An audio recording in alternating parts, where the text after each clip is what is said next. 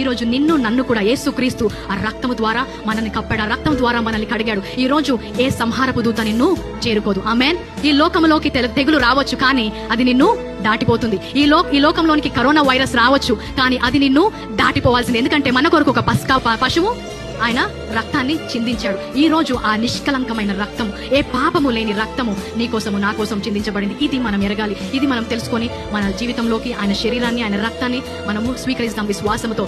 ఇది మొదలుకొని ఈ సంవత్సరం మొదలుకొని ఏ తెగులు కూడా మిమ్మల్ని మీ ఇంటికి లేకపోతే మీ గుడారాలకు రాదని నేను నమ్ముచున్నాను. ఎందుకంటే ఇది నా మాటలు కాదు, వాక్యం చెప్తుంది. కాబట్టి ఆయన వాగ్దానాలన్నీ కూడా అవును, ఆమేన్. ఆయన వాక్యం చెప్తుంది, ఆయన రక్తము ద్వారా నేను విమోచించాడు, ఆయన రక్తము ద్వారా నేను విమోచించాడు, ఆయన రక్తము నీ పైన ఉంది.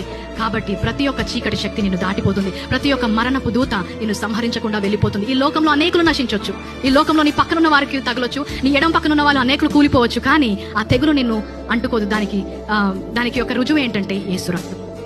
అది మనము విశ్వాసంతో పుచ్చుకుంటున్న సమయంలో దాని యొక్క అర్థం తెలుసుకొని పుచ్చుకుందాం. ఆయన రక్తము నా పైన ఉంది కాబట్టి ఏ తెగులు కూడా నన్ను ఏమి చేయదు, ఏ అనారోగ్యము కూడా నన్ను ఏమి చేయదు, ఏ వైరస్ కూడా నన్ను ఏమి చేయదు. ఎందుకంటే ఇది యేసుక్రీస్తు యొక్క రక్తం, నిష్కపటమైన రక్తం, నిష్కలంకమైన రక్తం. ఈ లోకం మీద ఎలాంటి రక్తం ఇంకొకటి లేదు.